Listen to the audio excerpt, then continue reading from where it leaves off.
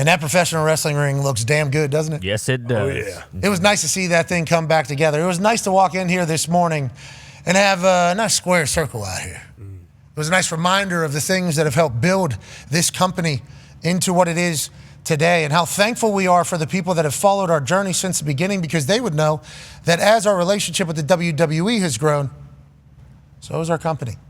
We owe the WWE a lot, let alone for all the opportunities and the guidance and the chit-chat, but all the entertainment through damn near 4 decades of my life now. I'm 37. Wow. Getting close. Yeah, big week this week.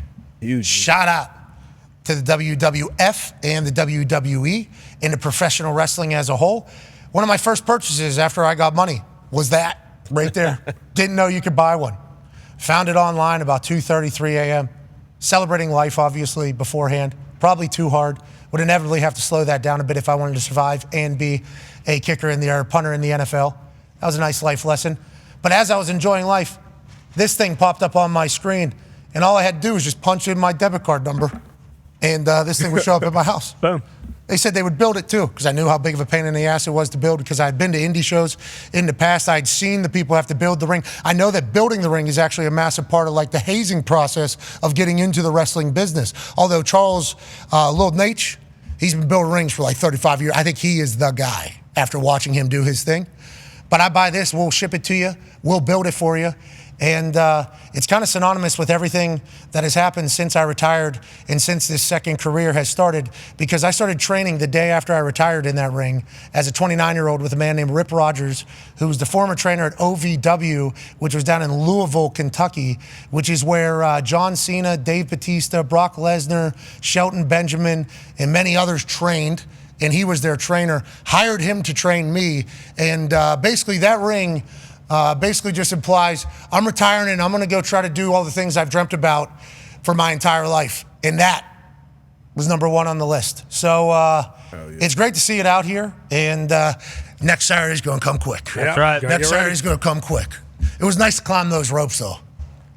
Get up to the top of that thing and just wait in the middle of the Thunderdome. Yeah, first time. I think we got to tighten the ropes a little bit, I will say, as I was at middle rope a little bit softer, and top rope and the bottom rope obviously has a mind of its own.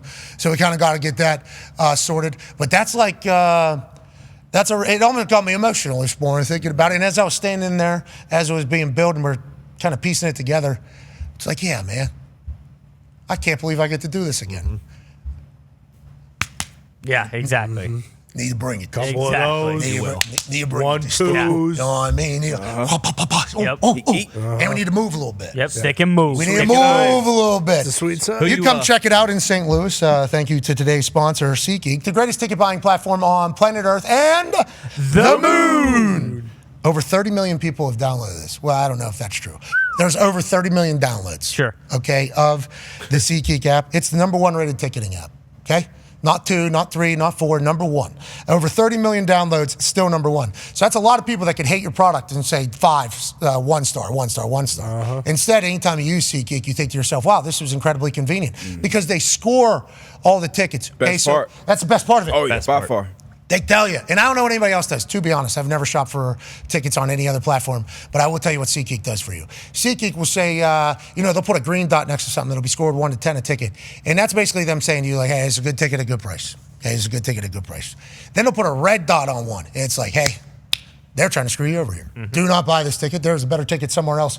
Just them looking out for you is awesome. And they were our first ever partner whenever I retired and got into this game. They have sponsored plenty of wrestling journeys of mine, whether it's being WWE NXT panelist before their main events and all the way through a match at NXT, to commentating in NXT, to managing in NXT. What? To moving, it was the SeatGeek house down in Tampa whenever we moved down there so that I could commentate in the Thunderdome that was built during COVID, because that was a dream come true. Bought a house down there, moved the show down there 2 days a week, lived in Tampa for like months at a time.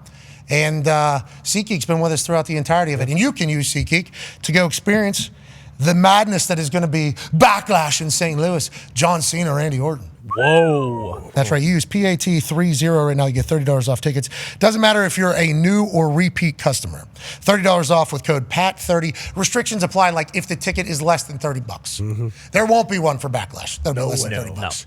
Those tickets, wild. Yeah. Show you your seat on SeatGeek, too. What's that, brother? Show you your view on SeatGeek. Yeah. Hey, It's like the experience nicest what it'll be like. Yeah. That's good. Just so you know you're not getting screwed behind a pole or something. Yeah, you're not going to get catfished. Now, I did see some pictures of some stadium builds. Somebody went to some college event, I think. There's half the There's a guy that goes and does. Yeah. He Worst tries to find. seats. Yeah. And we know the But again- Utah Hockey Club has that cool seat. He's looking for the darkest red dot on Yep. SeatGeek. I want the worst ticket for the worst price, worst experience. How's it going to be at sports? It's probably going to be better than anything else you could be doing. We're incredibly lucky we get to talk about sports. So joining us, it's not joining me. It's not just the Toxic Table at Boss Connor and at Ty Schmidt. It's not just one half of the hammer. Dahn. Cowboys AP tone. Sweet look today. Thank you. I appreciate that. I do have a question though, if you don't mind. Yeah. You know how when NFL teams they're going to face a running quarterback, they for practice squad they have a wide out dude or something like that. Who's going to be your Gunther for the next? Yeah. Big Papa Pump wants to come down here. Okay. Yep. I've seen him. Him and Gunther are a little bit different, but same. You know. He'll He work said he's you. on standby. He sent a tweet out today, said he's on standby if we need an appearance in the Thunderdome. I think we should. You know what I mean? I think we should think about it. Mm-hmm. Just a man used to. Yeah. He used to have mountains. Mountains. Great mathematist as well. Yeah. Mm-hmm. Maybe we do call old Big Papa Pump over here. It's not a terrible idea. Big Papa Pump would like to. I'd like to extend a formal invitation for you for whenever the hell you want to get over here. And I don't know if I'll be able to build any of the pump that you have. You know, that was a big part of your game. I don't know if I'm ever going to be able to get there. But if you want to come in and give me a little, some strategy, some thoughts, some tips, some tidbits, maybe a couple, work me through some things, it would be an honor. Because obviously I've seen what the Steiner family has produced. Oh. Braun Breaker is a problem. Yeah. Oh, yeah. He was dressed like a hitman the other night. Look like it, too. He did. And he takes that thing off as a hit dog. Yeah, exactly. And he's just sawing people in half. That's from the Steiner family, so I got mad respect, obviously. I mean, to go forward, sometimes you need to go back. What about bringing in Warpig? He's got a lot of Gunther in him. You're right. Rest already faced. in peace. I didn't even think about Warpig until this exact I've moment. already faced a Gunther-esque. And exactly what we thought. Boom, pow, up and over to him. Or Bill. Kicked it at dick. Or Bill Ref Ding. didn't see it. Super. He stumbles out. Oh, I just got kicked all right in the balls here. But I think it was the leg. It wasn't a low blow. It was a hamstring shot that maybe just missed a little bit. I got a little bit jacked up and excited because you're allowed kicks to the leg. You're allowed kicks to the leg. I don't think you're allowed kicks to the balls. So kicks to the leg are okay. Maybe my pinky toe hit him directly in the balls. Yeah. A little bit too quick, a little stiff, brother. A little bit stiff, brother. And then old Warpig turns around and he had me there for a bit. Did he? Body slam, leg sweep, Sure. rake around the post. I mean, he had me there for You were a bit. playing possum. Yeah, right. He had me a little. At one point, I thought I didn't sign up for Warpig. Because Yeah. he came out of nowhere. He attacked me from behind. Obviously. Crazy. I was there doing autograph signing at an indie event, IWA East Coast, Scumbag. in between college and the NFL, where nobody has any say. That was my only free time, not really under contract. Yeah. Just got done with West Virginia football. Haven't been drafted yet. Nobody has me under contract. Okay, so I'm driving down there. Eddie Edwards, acting agent at time from Plumboro, part of the We're All Mustangs Here fund. Good lad. Hears about it and goes, "Hey, you're not getting in a ring tonight. Okay, you're going down here. You're gonna have a good time. You're gonna watch an indie show." He loves wrestling. Eddie understood wrestling.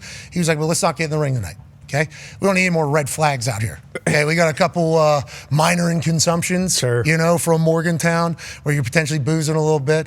Obviously, some other stuff, and then you can't be getting in a wrestling ring because they'll think you don't care." And I said, "You're right, 100%, no problem at all." We head down there, and what was it, like a minute and a half into that building, Nick? Nick was with me there. So was Slar Monster. So was Phil Main, CFO Phil. It was like a minute and a half. You want to have a match tonight? And I was like, yes. Once you got in there and felt the energy inside that armory, inside that battle dome, there was no way you weren't stepping inside the square. No chance. Had high tops, khaki shorts, long khaki shorts. I was ready for battle in there. And I got called in, and then Warpig came out, attacked me from behind. I had no game plan, no strategy. Fucking 1, 2, 3, brother. Hit him with a super kick to end that Did thing. Warpig get any calls from any front offices? So, He turned out to be Gunther. Warpig, I think. He passed away shortly Fast after. forward. Okay, I don't think. We did look up. We've had this discussion. He smoked 4 cigarettes during the match and after the match. I have never. It was so impressive. This Warpig guy. But I was working a little stiff that night. I think we all saw it, and I do apologize for that. But literally, ever since I retired, I've wanted to be a wrestler. Got an opportunity to do it, have lived some dreams. And next Saturday, I get to stick up for the greatest of all time, a man who commentated over a lot of basically my life. I can't wait for it.